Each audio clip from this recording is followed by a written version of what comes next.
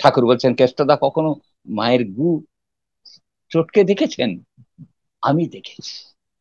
শালা আমারও যদি কেউ কইতো মায়ের গু আপনি খায় ফেলেন, আমি অমৃত মনে করে খেয়ে ফেলতে পারতাম। তাহলে মাতৃভক্তির পরাকাষ্ঠাটা কেমন করে দেখাচ্ছে। তিনি তার মাকে ভালোবেসেছেন, আমরা উল্টো বুঝলি রাম হয়ে গেছি। এখানেই আমাদের এই হচ্ছে ধর্ম যখন বিপাকী বাহনে ব্যর্থ অর্থে দেয়, প্রেরিত পুরুষ আবির্ভূত হন, পাপী পরিত্রাণ পায়। তিনি তার মাতৃভক্তি আচরণ করে দেখালেন, আমার মাকে আমি ভালোবাসবো বলে। মূর্খের দল আমরা একটু উল্টো বুঝে ফেললাম, আমার মাকে ভালোবাসলাম না, ঠাকুরের মাকে ভালোবাসবো কি করে? ভুল হয়ে গেল এখানে, আমাদের অনেকের মধ্যে এখানে ভুল হয়ে গেছে। আসলে আমরা মাকে কেউ ভালোবাসতে পারলাম না, ঠাকুরকে আমরা অনুসরণ করতে পারলাম না। মাকে ভালোবাসতে হবে কেমন করে ঠাকুর শিখিয়ে দিলেন, এই আচার্য দেব ভব। এই আচার্যকে ভালোবাসলে তখন কি হবে? বসুধৈব কুটুম্বকম, বিশ্ব জুড়ে আমার বান্ধব, বিশ্বের কেউ আমার বান্ধবতার বাইরে কেউ নেই। তারপরে বলছেন অতিথি দেব ভব। অতিথি হচ্ছে ভারতবর্ষের কালচার শেখালো নারায়ণের সমান, ভগবানের সমান। তুমি আমার ইষ্টের মূর্ত প্রতীক হয়ে এসেছো আমার সামনে, তোমার মধ্য থেকে আমার ইষ্টকে আমি সেবা করছি।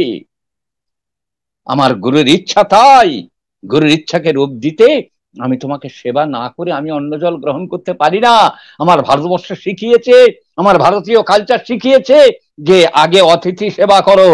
পুরুষোত্তম শ্রী শ্রী ঠাকুর অনুকূলচন্দ্র কেমন করে ব্যালেন্স আনলেন, সাম্যবাদিতা কারে বলে দেখিয়ে দিলেন। অন্যে বাঁচায়, নিজে থাকে, লিভ অ্যান্ড লেট লিভ।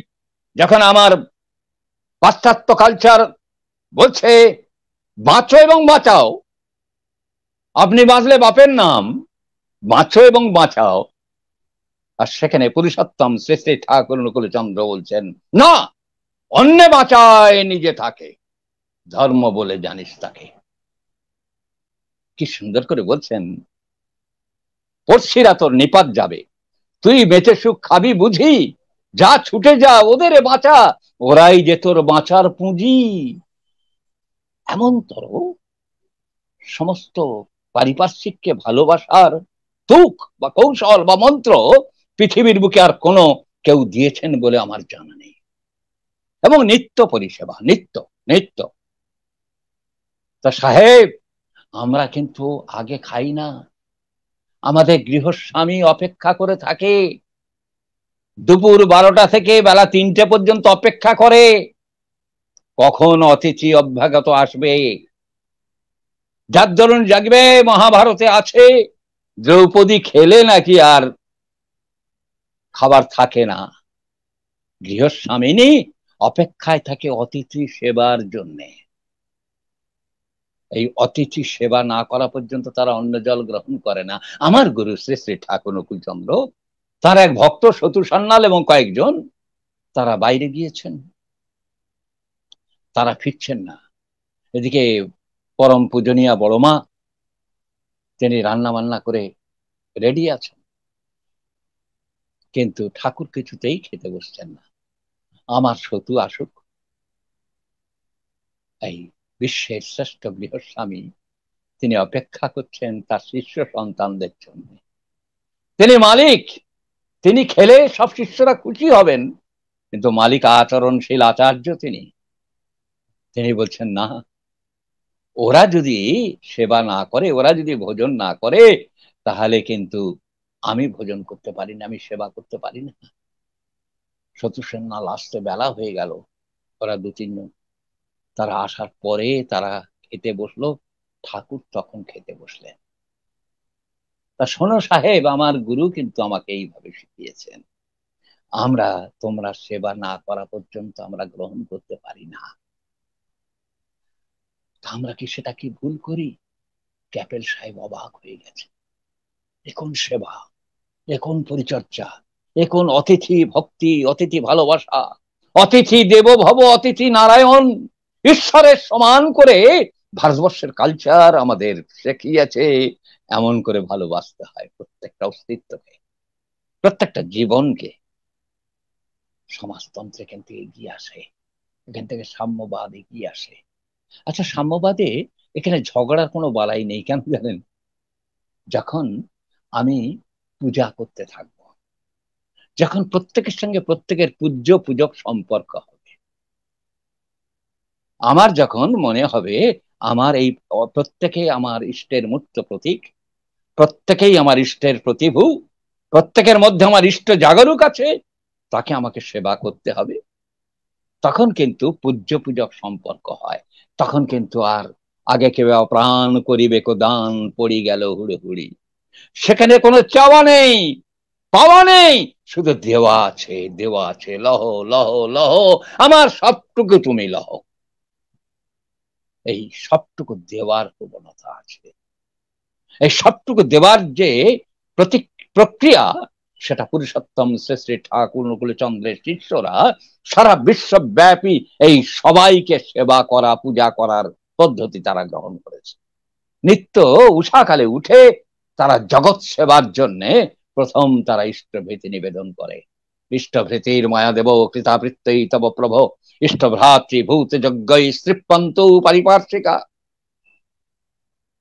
হে ইষ্টদেব, হে প্রভু, তোমারই প্রীতি প্রসন্নার্থে আমি ইষ্টভৃতি করিলাম।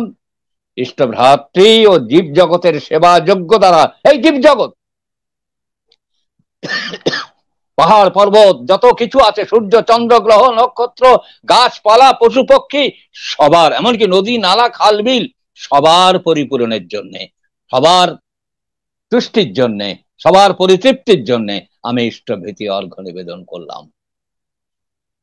তুমি প্রীত হবে বলে, তুমি খুশি হবে বলে, তুমি আনন্দিত হবে বলে, তোমার আনন্দ ধারা বহিবে এই ভুবন জুড়ে, তাই তুমি এই পৃথিবী জুড়ে তুমি আছো। এই আনন্দ ধারা বহিছে ভুবনে, কবীন্দ্র রবীন্দ্রনাথ গেয়ে উঠেছিলেন। সেই আনন্দ ধারা ছড়িয়ে দিয়েছ তুমি এই সারা বিশ্বের বুকে। আমরা সেই আদর্শে বিশ্বাসী সাহেব। আমরা পূজ্য পূজক সম্পর্কে প্রত্যেককে আমরা পূজা করতে চাই, বসুধৈব কুটুম্বকম। সারা বিশ্ব জুড়ে আমার বান্ধব, সবাইকে আমি সেবা করব। দেখেনি যখন স্টিমার ঘাটে স্টিমার আসে, গুরু ভাইয়েরা ছুটে যায়, সবাই সবার ব্যাগ বাগিতে গুলো কে আগে নেবে কাঁধে করে আশ্রমে নিয়ে আসবে, এর জন্য কাড়াকাড়ি পড়ে গেছে। কেউ বলছেন আমাকে সেবা করো, সবাই বলছে সেবা লহ। কেউ বলছে না আমাকে দাও, সবাই বলছে লহ লহ লহ। যত পারো লহ, শুধু দেবার আকাঙ্ক্ষা সবার মধ্যে, কাড়াকাড়ির আকাঙ্ক্ষা নেই, পাওয়ার আকাঙ্ক্ষা নেই, শুধু লহ লহ লহ।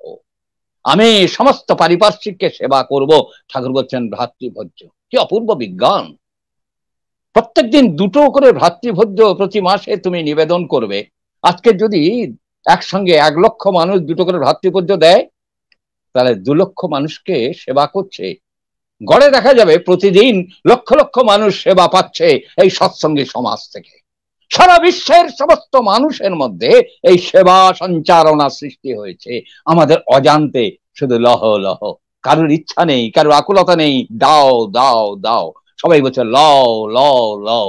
এই বিজ্ঞানটা পুরুষোত্তম শ্রী শ্রী ঠাকুর অনুকূলচন্দ্র ঢুকিয়ে দিয়েছেন প্রত্যেকটা মানুষের জীবনে, প্রত্যেকটা অস্তিত্বের জীবনে।